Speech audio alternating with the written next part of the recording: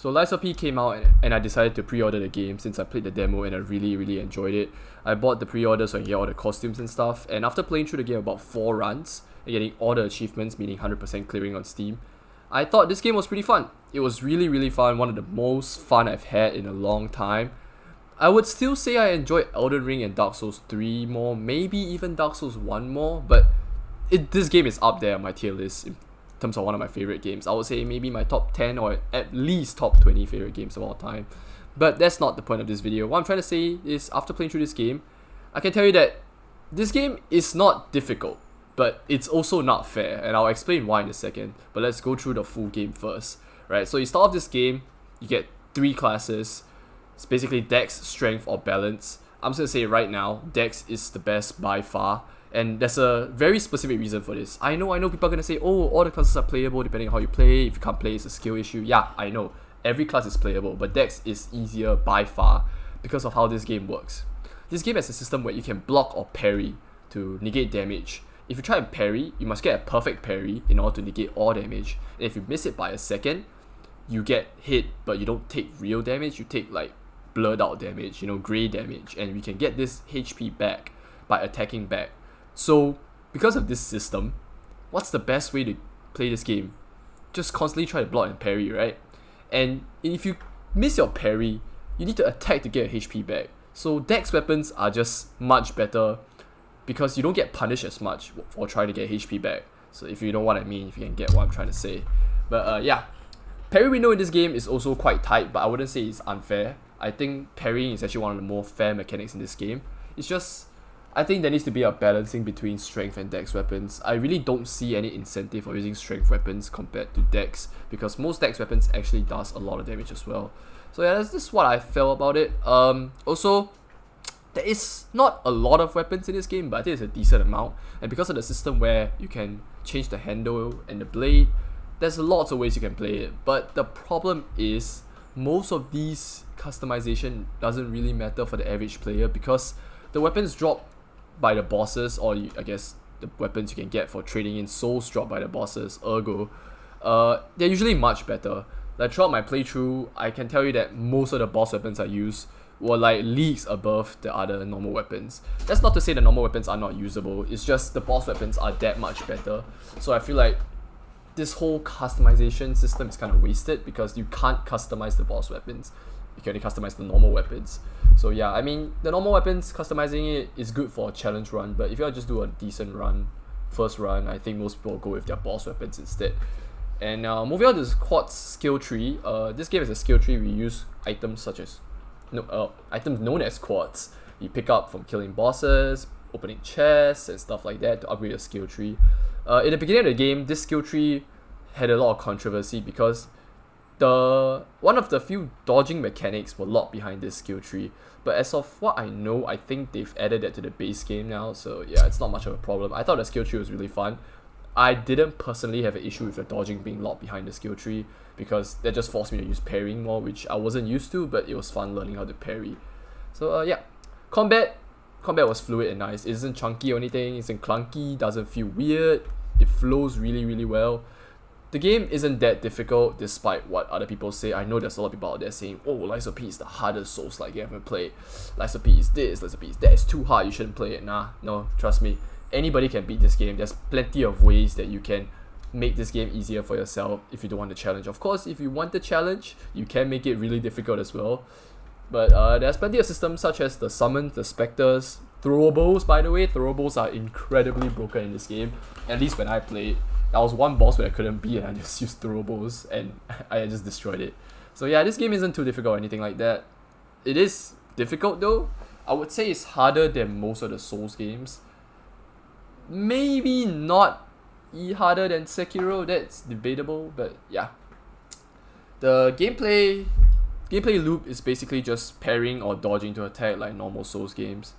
Typical stuff like that. And the graphics look really good, despite the fact that this game is very optimized. Yes, I was quite surprised how optimized this game was. I know the demo itself was already optimized, but I thought the main game wouldn't be, seeing how most like advanced AAA games, I don't know if this is considered a AAA game, but most big games releasing, their optimization is crap, but this game's optimization is actually really, really good, despite how good the game looks, which is a very nice surprise. And of course, how could I forget about the music in this game? The music in this game is incredible. There's music discs you can find while playing through the game, maybe from side quests or just running around.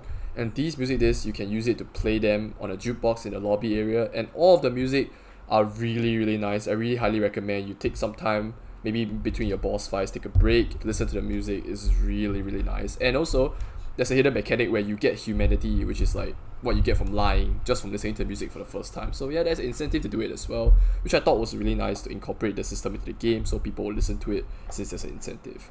Yeah. The map design of this game is also very, very linear compared to most other Souls games. Yes, there's a couple of branching paths here and there, but most of them lead to dead ends pretty fast, and the shortcuts, I don't really think they matter that much. I didn't really use the shortcuts too much personally. I mean, I don't mind a linear map, but I just thought it'd be more interesting if it had a more interconnected map. But I can't put blame on them. They did a really good game, and they focus on the combat mechanics more, as I can tell, and everybody else can tell. So I'll give them a pass on this, but it's just a little bit disappointing that the map wasn't as interconnected as I thought it would be. Lies of P also suffers from an issue that most Souls games have, and that is boss run back.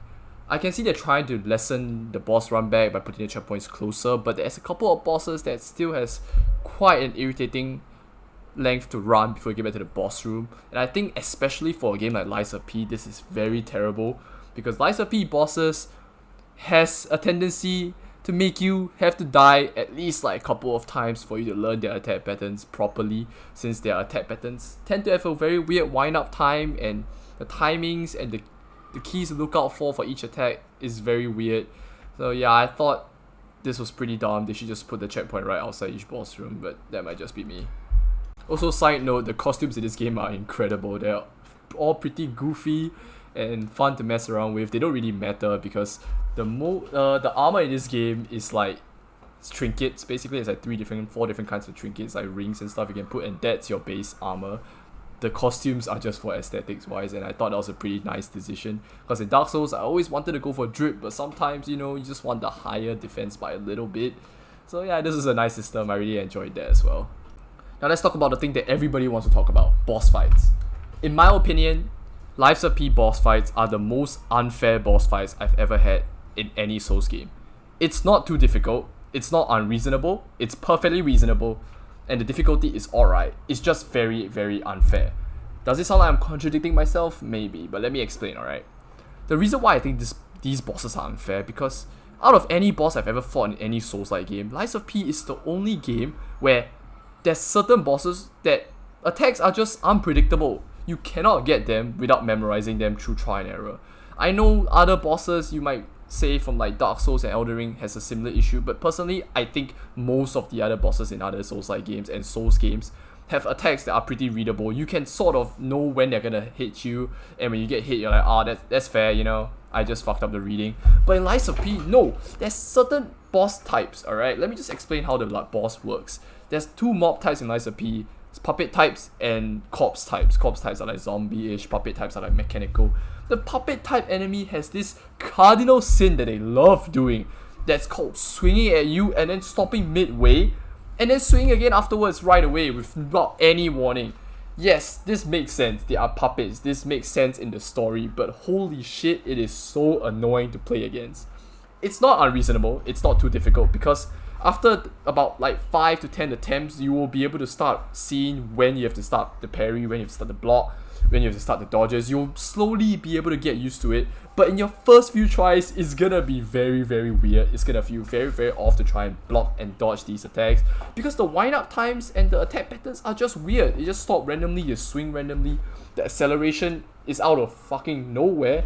It's just unfair. These fights are not fair for the first few attempts. They are not too difficult, because after a while you will definitely get used to them, just like any Souls bosses. But this is like those bosses where it's almost impossible for you to first try them without any prior knowledge. Like for example in Dark Souls, right? There's a couple of bosses where I was just able to first try them, because the mistakes I made, it was not that much, because I could learn the patterns very easily during the fight itself. But in Lies of P, it takes a while for you to get used to the timings. You have to not just predict the attack, but predict the prediction. Does that make sense? It's fucking weird, but you have to predict when you have to start predicting the attack, which it's just confusing, man. I really feel that it's very, very unfair. I mean, it's interesting. I thought it was different. It's refreshing. But if you're gonna make these kinds of bosses where you have to die over and over to learn the patterns, please, man, just as I said earlier, put the checkpoint right outside the boss. Don't make us run back over and over just to do this. Like, come on. And also, Liza P loves to do this shit where, like, they have weird gimmicks, like gang bosses or attacking the legs. I think you guys who play the game know what I'm talking about. I mean, it's not a lot of bosses, but also this game doesn't have a lot of bosses in general, so I feel like having these weird gimmick bosses doesn't really fit in. Usually gimmick bosses are just to, like, slot it in between to get a little break. But no, I don't like the gimmick bosses in this game. I don't like the gang bosses. I don't like the weird door guardian boss. I like the normal, slash bosses. Because this is the type of game it is, you just fight, you don't go for gimmicks. But I'll give them credit where credit is due. The gang bosses where there's a bunch of mobs attacking you at once, they are done pretty well. It's not too overwhelming. I think the difficulty balance in those fights are done very, very well. Those are the fights that I think are actually more fair compared to the default fights. And also there are a couple of bosses that are very, very fair. Like, for example, Champion Victor was one of the bosses where I was able to beat him in, like, the second try because all of the attacks are, like, they're fast, but they are not unreadable, like, early on. Like, once I get hit bad once, I can sort of tell how to avoid it the next time. It's a bit weird to explain, but yeah. Now that we've done with this, let me just talk about a bit of the game itself. The story-wise, the game has pretty interesting story. It's very, very linear compared to most other Souls games, which I don't mind personally, because usually when I play Souls games, I'm very lost. I just watch a lore video afterwards to learn most of the lore because I miss out most of it. So this was interesting. It was refreshing. I think it's okay. I would like more Souls games to be a bit more upfront about the story as well. It was nice. It kept me more invested in the game. However, the side quests were very, very boring. All the side quest information are just tossed to you in the face. You basically have to do nothing since you don't have to find anything. It's just in your way. While playing through the game, you're gonna be able to do, like, most of the side quests because you're just gonna pick up the item while playing. You don't have to go back to find anything or anything like that. The side quests are way too easy to accomplish, and I felt no sense of accomplishment doing the side quests. I would like the side quests a bit more, intertwined with the story. Maybe, like, I don't know, having extra steps would be nice. It just feels like the side quest was part of the main quest, so it feels weird. Besides that, I didn't have much of an issue with the story itself. The lying system was a bit underused, I feel. Lying basically gives you, like, a humanity gauge, as I said earlier, similar to listening to the music. If you lie, you gain gauge, and if your gauge is high enough, you get a specific ending out of the 3. That's basically what lying does. There's almost no very consequential stuff that happens from lying. I mean, a couple NPC quests have, like, different endings, but it doesn't really matter unless you want the achievement, which I did go for, by the way. I went for 100% clear on this game. That's why I did 4 runs. And speaking of this, in my opinion, this game is very, very replayable because every run I did, I used a different weapon. And every run I did, I felt like it was more fun each time. Because there's this thing where the quartz tree expands throughout your first 2 New Game Plus and New Game Plus 2. The quartz tree expands. I don't know if New Game Plus 3 expands or not. I don't remember. I think it does, actually. And you gain more skills to make up for the boss having higher HP and being harder. And also, you can try out new weapons as well. New boss weapons. You can play the boss weapons you get from fighting the last few bosses. And it just didn't get boring. I don't know why. Even though the map is linear, everything is the same. Just playing through the game again, it's just not boring. I think this is mostly due to the fact that this game's combat is very, very polished. And once you get it, like, you get it, it's very, very fun. So yeah, this game is a high replayability in my opinion. And I mean, if you want 100%, you must play at least 3 runs to get all 3 endings. I would recommend going for 100% for this game, because it's not hard to 100% this game. You just have to play again, like 3 times. And I really enjoyed my 100% of this game, so yeah. Oh yeah, side note, the final boss of this game, which is actually optional, fight him, please fight him. It's one of the most fun fights I've ever had, ever. So yeah, don't skip this final boss, man, just do it. That's basically all I have to say about this game. Amazing game. If you're a Souls-like fan, definitely play it. If you like hard games, definitely play it. If you're not a Souls-like fan, you don't like hard games, still give it a try if you can. If you're not tight on money, if you don't mind spending the money, give it a try. It's one of my favorite games this year. I would say top 3 releases this year out there with Baldur's Gate, So yeah, great game. Looks great, runs great, give it a try. See ya.